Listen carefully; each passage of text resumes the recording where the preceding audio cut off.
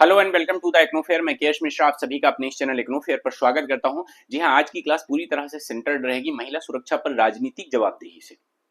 और राजनीतिक जवाबदेही का अंदाजा ममता बनर्जी के रिसेंट भाषण से के कुछ अंश मैं आपके सामने लाऊंगा, जिससे आप समझ सकेंगे कि हमारे देश में महिला सुरक्षा को लेकर राजनीतिक जवाबदेही का क्या स्तर है, क्या लेवल है। साथ ही जो है हमारे देश के राष्ट्रपति द्वारा क्या कुछ कहा गया है इस मामले को लेकर, महिला सुरक्षा को लेकर, और बहुत ही सेंसिटिव बात कही गई है हमारे देश के राष्ट्रपति द्वारा। तो इन सभी पर हम बहुत ही डिटेल्ड में डिस्कस करेंगे। साथ ही ये भी देखेंगे कि आखिर अगस्त महीने में ऐसी कौन सी घटनाएं, कौन कौन सी घटनाएं हुई हैं जब एक तरफ जो है चारों तरफ देश में महिला सुरक्षा को लेकर एक आंदोलन सा चल रहा है। खासकर अगर मैं बात करूं बंगाल में, तो इसके अलावा देश के और भी कुछ हिस्से हैं जहां पर इस तरह की घटनाएं सामने आई हैं, और वो भी अगस्त महीने में। तो हम इस चीज को समझने की कोशिश करेंगे कि आखिरकार ये सब क्या इश्यूज हैं। अभी हाल ही में मैंने आपसे एक डेटा शेयर किया था जो नेशनल क्राइम ब्यूरो का था। उसमें आपने देखा था कि किस तरह से, अगर देखा जाए तो हर 16 मिनट में एक रेप की घटनाएं, जिसमें से रिपोर्टेड कम होती है, बट हाँ इस तरह की जो घटनाएं होती हैं तो उनको सही करने के लिए क्या कुछ कहा गया है हमारे देश के राष्ट्रपति द्वारा, इन सभी को पर हम बात करेंगे। अभी रिसेंटली जो बंगाल में आंदोलन हो रहे हैं, उस आंदोलन को देखते हुए जो स्टूडेंट भी प्रोटेस्ट कर रहे हैं, मेडिकल स्टूडेंट्स भी प्रोटेस्ट कर रहे हैं, बाकी कुछ राजनीतिक पार्टियां भी उसमें इन्वॉल्व हो चुकी हैं। तो ऐसे में बेसिकली जो है ममता बनर्जी द्वारा केंद्र सरकार को खुली धमकी दे दी गई। और वो खुली धमकी क्या थी कि अगर बंगाल में इस तरह का कांड होता है, इस तरह के मैं कांड बोल रहा हूँ, इस तरह का अगर बंगाल में आंदोलन होता है और इस तरह से बंगाल जलता है, तो आप एक बात ध्यान रखिएगा कि यहाँ जो है दिल्ली में, उत्तर प्रदेश में, असम में और इन सब बिहार में, इन सब जगहों पर भी ये सारे कांड होंगे। ठीक है, इस तरह की घटनाएं होंगी। ठीक है, देखिए आप ये एक बार इसको देखिए बहुत ध्यान से, जो इन्होंने कहा है आप देखिए समझिए। Remember if you burn Bengal then Assam, north east, Uttar Pradesh, Bihar, Jharkhand, Orissa and Delhi too will burn. आप समझिए, साफ साफ धमकी कि अगर आपने बंगाल को जलाया तो दिल्ली, उत्तर प्रदेश, उड़ीसा ये सब भी जलेंगे। ठीक है, अब देखो ऐसे सेंसिटिव मुद्दे पर इस तरह के भाषण आपको बता रहे हैं कि आखिरकार पॉलिटिकल रिस्पॉन्सिबिलिटी क्या है। खासकर महिला सुरक्षा को लेकर, ये जो रेप की घटनाएं होती हैं उनको लेकर पॉलिटिकल जवाबदेही हमारे देश में क्या है। अभी हाल ही में, और खासकर पॉलिटिकल जवाबदेही की ही मैं बात नहीं करूंगा, जो पॉलिटिकल मेच्योरिटी है, इसका अंदाजा इस बात से लगाया जा सकता है कि अभी हाल ही में जो बांग्लादेश में जो कांड हुआ था, उसके बाद में आपने देखा कि बांग्लादेश जैसी घटनाएं भारत में होने की खुलेआम बात की जाने लगी कुछ पॉलिटिकल पार्टीज द्वारा। मैं किसी का नाम नहीं लूंगा, यहां पर खुलेआम बात की जाने लगी। और यही नहीं, उस तरह की घटना का यहां अंजाम देने के लिए पूरी पृष्ठभूमि भी तैयार की गई। जैसे मैंने आपसे बताया था कि जब बांग्लादेश का जो कांड हुआ था, वहां पर एक हाई कोर्ट का ऑर्डर आता है कि वहां पे 2018 में समाप्त किया गया जो रिजर्वेशन है, रिजर्वेशन को क्या किया जाए, फिर से रीइंस्टेट किया जाए। और वहां के सुप्रीम कोर्ट द्वारा उसको रद्द कर दिया जाता है, हाई कोर्ट के डिसीजन को। इसके बावजूद इतने सारे इस तरह के विरोध सामने आए, बांग्लादेश में पूरा तख्ता पलट हो गया। उसी तरह से यहां पर भी रिसेंट एक डिसीजन क्या, सुप्रीम कोर्ट ने कमेंट किया था कि जो SC ST रिजर्वेशन है, उस SC ST रिजर्वेशन में क्रीमी लेयर का कॉन्सेप्ट एप्लीकेबल होना चाहिए। ध्यान दीजिएगा, वो कोई डिसीजन नहीं था, वो सुप्रीम कोर्ट का सिर्फ एक कमेंट था, एक सलाह थी केंद्र सरकार के लिए। और केंद्र सरकार चूंकि बांग्लादेश का माहौल देख चुकी थी, तो केंद्र सरकार ने तुरंत इसके बारे में नोटिफिकेशन जारी करके या प्रेस कॉन्फ्रेंस करके इस पे क्लियर किया कि यहाँ पे ऐसा कुछ नहीं होने वाला है। अभी हम SC ST में कोई भी क्रीमी लेयर का कॉन्सेप्ट एप्लीकेबल नहीं करने वाले हैं। इसके बावजूद भी पूरे देश में भारत बंद का आह्वान किया गया, और भारत बंद का आह्वान और जगह जगह पर प्रोटेस्ट मार्च भी किए गए। और उस तरह की घटना जैसी बांग्लादेश में हुई, उसको यहां पर एक पृष्ठभूमि तैयार करने की कोशिश की गई। लेकिन ये भारत है, बांग्लादेश नहीं है, यहां पर ये चीज पॉसिबल नहीं है। ठीक है, लेकिन फिर भी ये मैं क्या कहना चाह रहा हूं, मेरी बात समझिए कि एक पॉलिटिकल जो जवाबदेही होती है, वो चाहे देश की सुरक्षा को लेकर हो और चाहे जो है महिला सुरक्षा को लेकर हो, हमारे देश में पॉलिटिकल जवाबदेही की बहुत ज्यादा कमी नजर आती है। तो इसके कुछ अंश के साथ साथ मैं आपके सामने कुछ रखना चाहूंगा। देखो, ये एक्चुअल में बंगाल में जो बेसिकली इस वक्त एक आंदोलन सा चल रहा है, जिसमें मेडिकल स्टूडेंट्स और बाकी कुछ पॉलिटिकल पार्टीज मिलकर प्रोटेस्ट कर रहे हैं कि जो RG कार मेडिकल कॉलेज में जो गैंग रेप हुआ, जो रेप हुआ और इसके बाद हत्या कर दी गई, बहुत ही ब्रूटली मर्डर किया गया उस लड़की का, तो उसको न्याय दिलाने के लिए या मतलब ऐसी घटनाएं ना हो इनके लिए कोई कानून लाने के लिए या सरकार की जो संलिप्तता सामने आई है उसको लेकर एक विरोध प्रदर्शन हो रहे हैं। उन पर इस तरह से वहां की पुलिस द्वारा जो है उसको रोकने की कोशिश की गई, जिसमें पानी से लेकर और यहाँ तक के आंसू गैस के गोले तक छोड़े गए। ठीक है, और इसके बाद में ममता बनर्जी का जो बयान आया वो मैंने आपको बताया। एक देखिए, एक तो 9 अगस्त को जो ये कोलकाता में आरजी मेडिकल कॉलेज में, आरजी कार मेडिकल कॉलेज में जो रेप होता है, उस रेप के साथ साथ आप एक बार इधर नेक्स्ट मतलब अगस्त की ही मैं बात कर रहा हूँ, मतलब कोलकाता जो मर्डर केस है उसके बाद की घटनाओं पे मैं कुछ नजर आपकी डालना चाह रहा हूँ। आप चौंक जाएंगे, जो ये ऐसा नहीं है कि सिर्फ यही घटनाएं हुई हैं, ये कुछ मुख्य घटनाएं हैं जो उजागर हुई हैं, जो सामने आई हैं, जो हाईलाइट हुई हैं, उन पे मैं केवल नजर कर।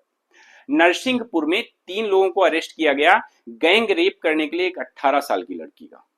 ये सारी घटनाएं उस घटना के बाद की घटनाएं हैं, मतलब अगस्त की ही घटनाएं हैं, इसी मंथ की घटनाएं।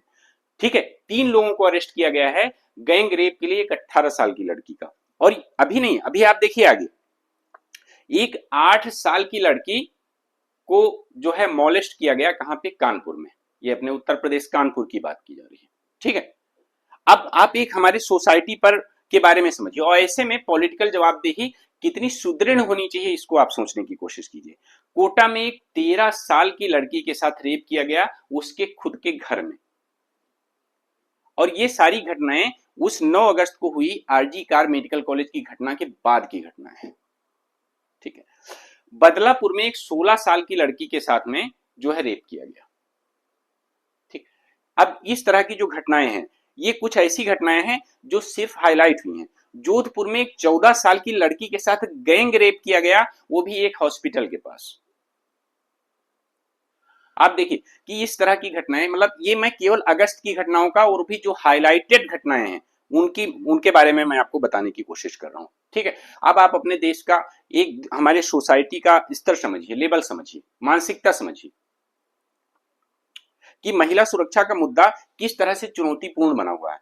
हालांकि सरकार ने अगर देखा जाए तो जो निर्भया कांड हुआ था, निर्भया कांड के बाद से बहुत कुछ कानून लाए, ठीक है, अच्छे कानून लाए। इस बार के जो कानून अभी देखा जाए तो जो नए 3 कानून आए हैं, उन नए 3 कानूनों में भी इसके लिए बहुत ही सख्त प्रावधान किए गए हैं। लेकिन जानते हो, पहली चीज, हमारे यहाँ जो कानून आते हैं उनका इम्प्लीमेंटेशन एक चैलेंजिंग मुद्दा होता है, और दूसरी चीज क्या होता है, हमारी सोच, हमारे अंदर अवेयरनेस, हमारी मानसिकता। जब तक सोसाइटी जो है महिलाओं को एक ऑब्जेक्ट की तरह देखेगी, जब तक सोसाइटी के बहुत सारे लोग ये करते हैं, महिलाओं को एक ऑब्जेक्ट की तरह देखेंगे, तब तक ये घटनाएं थमने वाली नहीं है। सरकार कितने भी प्रयास कर ले, सरकार कितने भी कानून ले आए, लेकिन जब तक हम अपनी सोच नहीं बदलेंगे, हम अपनी मानसिकता नहीं बदलेंगे और महिलाओं को एक ऑब्जेक्ट की तरह देखना और ट्रीट करना नहीं बंद करेंगे। हालांकि मैं सबकी बात नहीं कर रहा हूं, हम और आप भी उनमें से एक ही हैं, मैं सबकी बात नहीं कर रहा हूं, लेकिन हाँ, जो लोग भी हैं एक हमारे सोसाइटी में, समाज में आज भी अगर देखा जाए तो कुछ लोग ऐसी घटनाओं को, बहुत कम लोग होते हैं जो इस तरह की घटनाओं को अंजाम देते हैं। ठीक है, लेकिन फिर भी अगर हम देखें तो आज भी हमारी महिलाओं को सोसाइटी का एक बहुत बड़ा वर्ग है जो समानता नहीं दे पाया है, और आज भी उनको, जैसे अभी हाल ही में मैंने एक हिमा कमीशन की रिपोर्ट पर एक वीडियो बनाया है, आई थिंक 2 दिन पहले की बात है, आप एक बार देखिएगा।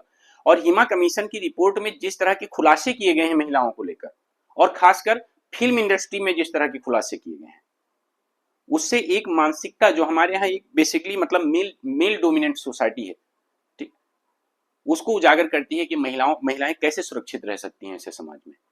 जब तक कि हम अवेयर नहीं होंगे और हम खुद से आगे आकर और महिलाओं को जो है समानता देने की कोशिश नहीं करेंगे, या मतलब उनको ये ध्यान रखें कि कोई भी ऐसा पर्सन ना हो जो आपके घर में हो, आपके पड़ोस में हो, जो महिलाओं को एक ऑब्जेक्ट की तरह ट्रीट करे, तब तक ये घटनाएं थमने वाली नहीं है। क्योंकि ये सिर्फ इंडिविजुअल नहीं बल्कि पूरे सोसाइटी की अवेयरनेस जब तक इसमें नहीं आएगी। अब इसी में आप देखिएगा, हमारे देश की राष्ट्रपति बोलती है, सोचिए, मतलब भारत की राष्ट्रपति ऐसा कह रही है, मैं निराश हूं और डरी हूं, बस बहुत हुआ, enough is enough. Kolkata rape and murder case पर पहली बार राष्ट्रपति द्रौपदी मुर्मू ने ऐसा इस तरह से कुछ कहा है। ठीक है, enough is enough, president Murmu ने कहा, ठीक है, doctor rape and murder case पर। इन्होंने क्या कुछ कहा, इसको बहुत ध्यान से आप समझिए, ठीक है। इन्होंने कहा कि एक्चुअली जो जूनियर डॉक्टर के साथ आरजी कार मेडिकल कॉलेज में जो रेप हुआ है, ठीक है, उस पर पहली बार इन्होंने रिएक्शन दिया है और इन्होंने कहा मैं बहुत ही दुखी हूं। इस जो है एक हारीफाइड, जो एक मतलब भयानक केस था, भयानक इंसिडेंट था, ठीक है, उसको लेकर जो है मैं बहुत दुखी हूं।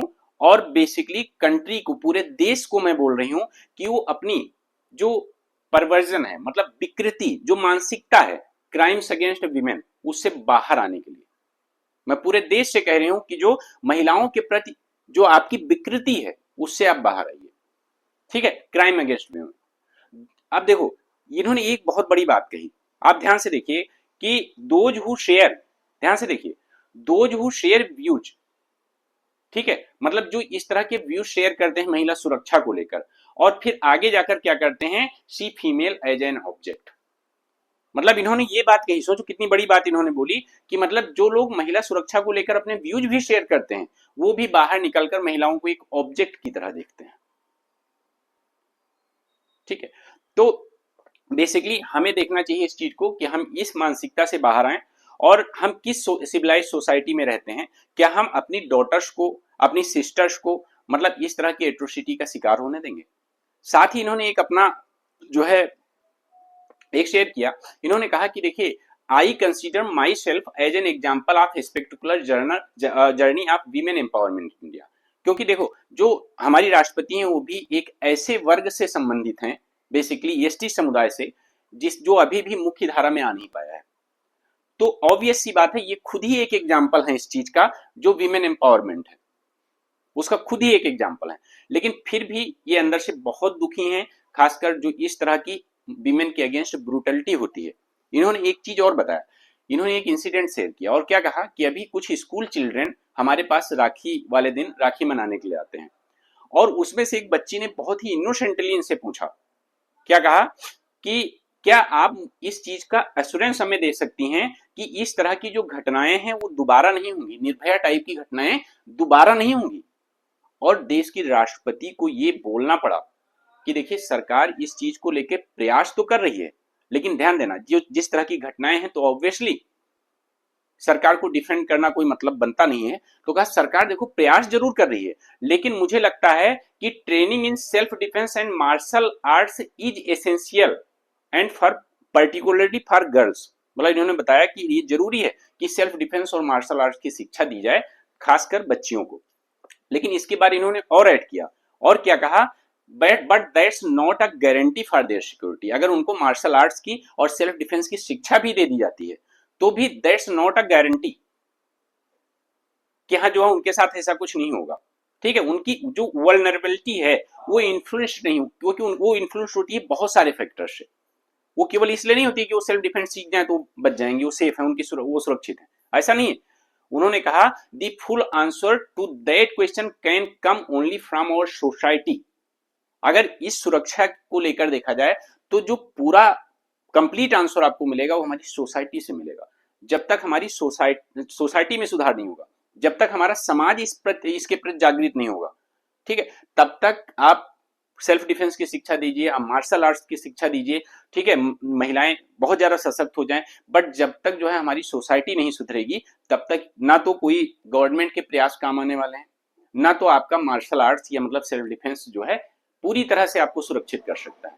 हाँ ये बात अलग है कि अगर आपको मार्शल आर्ट्स की शिक्षा दी जाती है, सेल्फ डिफेंस की शिक्षा दी जाती है, सख्त कानून होते हैं, तो किसी हद तक उनको सीमित किया जा सकता है ऐसी घटनाओं को, but that's not a guarantee, क्योंकि गारंटी सिर्फ हमें सोसाइटी से मिलती है, ठीक है। तो इस तरह का जो है बयान किसके द्वारा, हमारे देश की राष्ट्रपति के द्वारा दिया गया। अब आप समझिए कि महिला सुरक्षा का स्तर क्या है और महिला सुरक्षा के साथ साथ हमारे देश में पॉलिटिकल जवाबदेही महिला सुरक्षा को लेकर क्या है। एक डेटा मैं आपके सामने शेयर करना चाहूंगा, मैंने ऐड नहीं किया है बट हाँ ऐसे मैं बताना चाहूंगा, आप सुनिएगा।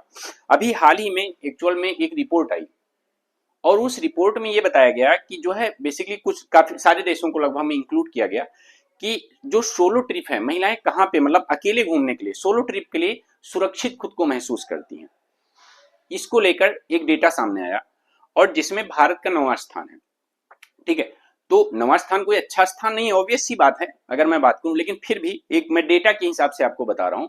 उसको आप ऐसे मत लीजिएगा कि मैं ये कंपेयर करने की कोशिश कर रहा हूं कि भारत 9th स्थान पर है, उससे ऊपर भी कई लोग हैं। मैं केवल कई देश हैं, मैं केवल डेटा की बात कर रहा हूं। इसमें सबसे टॉप पे अगर मैं बात करूं तो साउथ अफ्रीका है। साउथ अफ्रीका में लगभग 75 वीमेन ऐसी हैं जो सोलो ट्रिप करने से या अकेले बाहर जाके घूमने से डरती हैं। ठीक है, दूसरे नंबर पर आपका ब्राजील है और तीसरे नंबर पर रसिया है। ठीक है, और चौथे नंबर पर मैक्सिको है और 9th पोजीशन पे भारत है। मतलब आप समझिएगा कि ये कुछ इतने अच्छे कंट्रीज हैं जो मतलब हम देखें तो मैं कहूंगा कि डेवलप्ड कंट्री भी हैं, तो उनमें भी महिला सुरक्षा को लेकर इस तरह से चिंता है। ये मैं इसलिए जो है शेयर कर रहा हूं आपके साथ में कि आप समझिए कि जो महिला सुरक्षा वो केवल भारत का मुद्दा नहीं है, ये एक ग्लोबली मुद्दा है, ये ग्लोबल मुद्दा है। महिला सुरक्षा आज भी हमारे देश में नहीं बल्कि पूरे विश्व में जो है एक चुनौती बनी हुई है कि महिला सुरक्षा देना, पूरे विश्व की सरकारों के लिए, विश्व में कई देशों की सरकारों के लिए। आप सोचिए मैक्सिको, ब्राजील, रसिया जैसे देशों के लिए भी ये चुनौतीपूर्ण है, वहां की भी महिलाएं अकेले घूमने से डरती हैं। तो ये केवल भारत की बात नहीं है, लेकिन हमें भारत में जो भी चीजें हो रही हैं उससे सख्त कदम उठाने चाहिए। सख्त कानून के साथ साथ हमें सबसे पहले तो अपनी सोसाइटी और समाज को अवेयर करना चाहिए। साथ ही मैं एक चीज आपको बताना चाहूंगा कि आप जो है जो हिमा कमीशन की रिपोर्ट है उस वीडियो को जरूर देख लें, वो आपके लिए बहुत ही ज्यादा हेल्पफुल है। हेलो, ठीक है, थैंक यू।